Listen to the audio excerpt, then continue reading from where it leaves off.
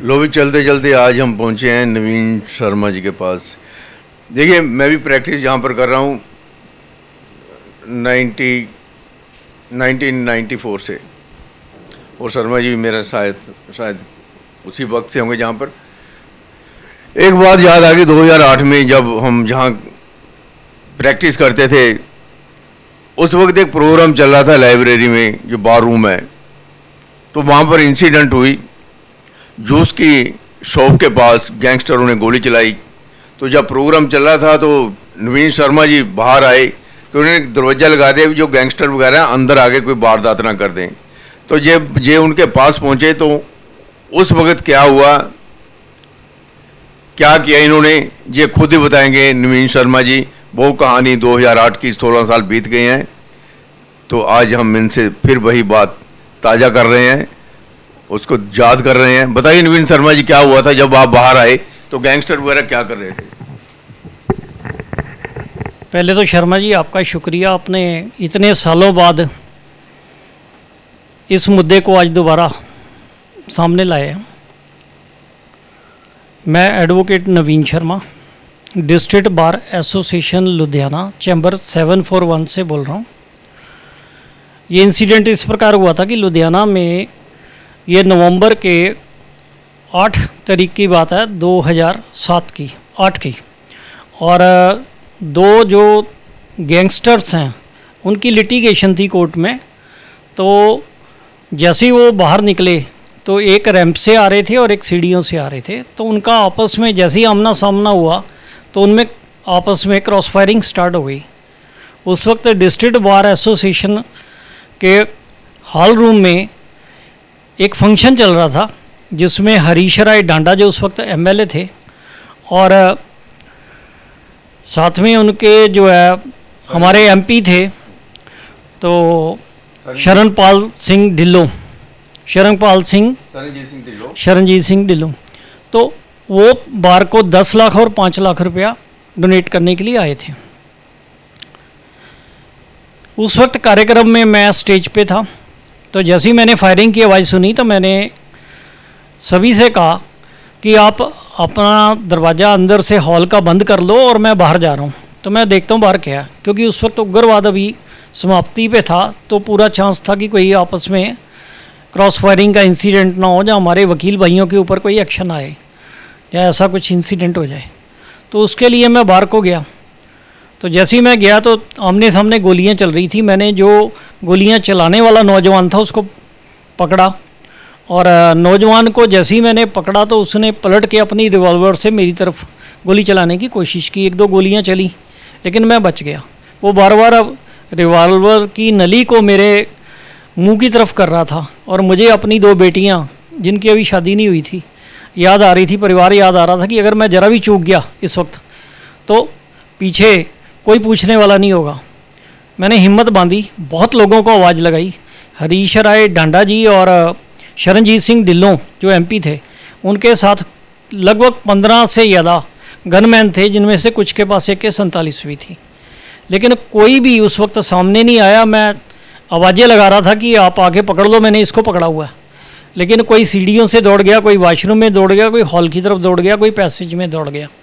उस वक्त district bar association में एक जूस का काउंटर होता था, तो बाद में अभी जहाँ पे DVA का ऑफिस है आजकल, तो लिफ्टें लगी हैं, तो उस जगह पे जो है ये सारी बात हुई। उससे आगे चलते चलते जो पुरानी लिफ्टें हैं दोनों, उसके आगे जो है ये सारा काम हुआ। नहीं सर, आपने देखो उनके साथ इतना जद्दोजहद किया, उनको पकड़ा, और बाकी लोगों की जान बचाने के लिए आप जो गैंगस्टर था उसके साथ आपने जाने के बहुत सारा जाने के धक्का मुक्की भी हुई, गोली भी चलाने की कोशिश की आप पर, लेकिन आपने देखा कि जितने भी लोग थे, चाहे पुलिस वाले थे, चाहे वो आपके कलीग थे, सभी इधर उधर हो गए। आपने हिम्मत की तो आपकी जान पर बनाई, लेकिन आपको उसके बाद क्या किसी ने ये प्रशंसा नहीं की, आपको किसी ने सम्मानित नहीं किया, क्या किसी ने आपको शाबाशी नहीं दी कि आप लोग अकेले इतना बहादुरी का काम किया? इसके बारे में थोड़ा सा बताइए मेरे को। उस सारे खींचतान में जो है मेरे हाथ पे भी गोली का छर्रा लगा और चोट लगी। तो डिस्ट्रिक्ट सेशन जज GS राय होते थे उस वक्त, तो वो और SPD तूर साहब उसी वक्त मौके पे आ गए, क्योंकि मीडिया भी यहाँ पे सारा मौजूद था। तो 9-10 अखबारों के लुधियाना के फ्रंट पेज पे ये खबर छपी। हमारी डिस्ट्रिक्ट बार एसोसिएशन में प्रकार सिंह गुम्मन उस वक्त अपने बार के अध्यक्ष थे, तो उन्होंने इसके लिए रिकमेंडेशन भी भेजी। तो आगे बार के कई साल कई फंक्शन हुए, लेकिन कभी किसी ने इस बारे में मुझे सम्मानित करने की चिंता नहीं की। तो गुम्मन साहब से जो है गॉडफ्रे फिलिप्स अवार्ड के लिए जो है ये नाम गया, और चंडीगढ़ से वो टीम आई, उन्होंने सारा वेरीफाई किया। गुम्मन साहब से पूछा, उन्होंने भी वेरीफाई किया, और मैंने भी बताया सारा कुछ, उन्होंने मेरा नाम रिकमेंड कर दिया। और ये आप सबको पता होगा कि गॉडफ्रे इंडिया के जो अवार्ड्स होते हैं वो इंडिया से गिने चुने 6 या 8 लोगों को सम्मानित करते हैं पूरे देश से। तो उसमें मेरा नाम गया, लेकिन बाद में टीम ने जब ये कार्यक्रम होना था तो उससे कुछ समय पहले मेरे से माफ़ी मांगते हुए कहा कि किसी ऐसे कारण से जिसके पीछे राजनीतिक कारण है आपका नाम काट दिया गया उसमें से, और ये सम्मान किसी कैबिनेट मिनिस्टर की सिफारिश के ऊपर किसी और को दिया जा रहा है। तो हमें बहुत खेद है कि हम आपको ये सम्मान नहीं दे पाए। तो मैंने कोई बात नहीं, उसके बाद जो है जो प्रशासन है उसने 15 अगस्त को मुझे स्टेट अवार्ड दिया, जिसकी अनुशंसा जो है रिकमेंडेशन हमारे उस वक्त के प्रधान जो है प्रकार सिंह गुम्मन ने की, और 2009 में मुझे 15 अगस्त को स्टेट अवार्ड मिला, जो उस वक्त के उप मुख्यमंत्री सुखबीर बादल ने मुझे ये गवर्नमेंट कॉलेज में अवार्ड दिया। लेकिन दुख की बात यह है कि इतना होने के बावजूद भी डिस्ट्रिक्ट बार एसोसिएशन ने आज तक ये अवार्ड मुझे देने की, सम्मानित करने के लिए कोई कार्यक्रम नहीं रखा। एक उसके कुछ सालों बाद जब विजय बी वर्मा अध्यक्ष थे हमारी डिस्ट्रिक्ट बार एसोसिएशन के, उस वक्त इंस्पेक्शन जज आए हुए थे चंडीगढ़ से, तो उनके सामने बार के कार्यक्रम में शायद लोहड़ी का फंक्शन था, तो उसके बाद जब अंदर उनके लिए जलपान की व्यवस्था थी, तो तब मुझे एक फ़ोन आया कि आप ये सम्मान जो है सर्टिफिकेट उनसे ले लो। तो मैंने लेने से मना कर दिया, क्योंकि मैं छुप के किसी के बगैर ऐसा सम्मान नहीं लेना चाहता था, और मैंने नहीं लिया। मैंने मना कर दिया कि मैं ऐसे नहीं लूँगा, अगर आप देना चाहते हैं तो उसके लिए एक कार्यक्रम करें। जब कार्यक्रम चल रहा था तो आप सबके सामने मुझे ये सम्मान देते, क्योंकि मैंने जो काम किया वो बहादुरी का, मुझे स्टेट का ब्रेवरी अवार्ड मिला। जब प्रशासन ने माना, गॉडफ्रे ने माना, लेकिन हमारी डिस्ट्रिक्ट बार एसोसिएशन ने आज तक इसके बारे में कभी भी प्रयास नहीं किया कि ऐसे लोगों को सम्मानित करें। उसी दिन किसी और को उसकी किसी पुस्तक के विमोचन के लिए सम्मानित कर लिया गया, लेकिन मैंने मना कर दिया। तो अभी तक तो ये हुआ। देखिए, नवीन शर्मा जी ने बताया कि बहुत बहादुरी का काम, देखिए अपनी हथेली पर जान लेकर किसी से जाने के आमने सामने होना, वो नवीन शर्मा जी ने किया आज से 16 साल पहले। 16 साल बीत गए, लेकिन आज तक किसी ने ये नहीं कहा कि नवीन शर्मा जी उस समय इतने बहादुर थे, इन्होंने बार के लिए, दूसरों की जान के लिए इतना जाने के जोखिम में अपनी ज़िंदगी को डाला।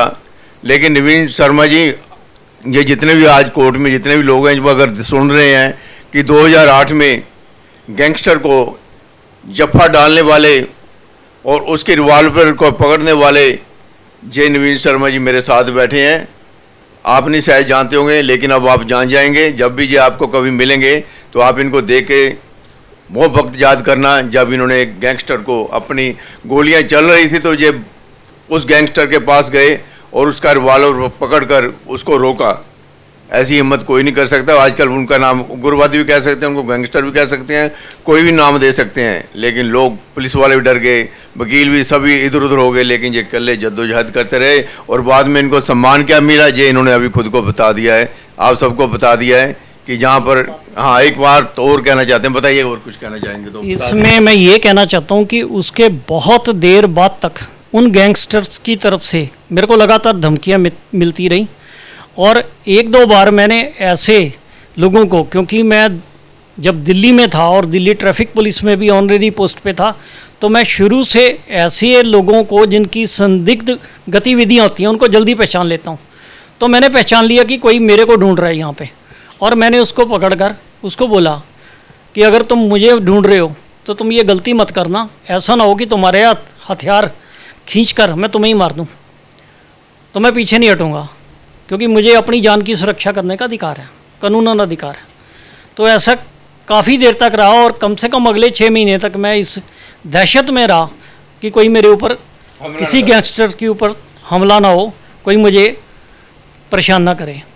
तो अपने और अपने परिवार की चिंता किए बगैर मैं सामाजिक कार्यों से शुरू से बचपन से जुड़ा हूँ और आज भी मैं बहुत से सामाजिक कार्य करता रहता हूँ।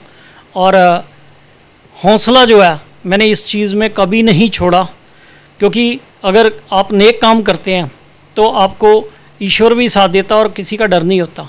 तो आज तक मैंने निर्भय होकर ये काम किया। और जैसे कोई ऐसी घटना मुझे नज़र आती है जिसमें असुरक्षा हो, जहाँ महिलाओं के प्रति जो आज अत्याचार हो रहे हैं, जहाँ मुझे मौका मिलता है मैं अपनी आवाज़ उठाता हूँ, जहाँ मुझे ज़रूरत पड़ती है मैं उनका साथ देता हूँ, उनकी सुरक्षा सुनिश्चित करता हूँ। तो मैं आप सबका आज धन्यवाद करता हूँ कि मुझे शर्मा जी ने समय दिया अपने चैनल पर और आज आप सबसे रूबरू होने का मौका मिले। मैं आपको अपना मोबाइल नंबर देता हूँ, आपको कभी मेरी आवश्यकता पड़ जाए तो मेरा नंबर है 9886332424। Advocate Naveen Sharma, chamber 741, district bar association Ludhiana. धन्यवाद। धन्यवाद नवीन शर्मा जी।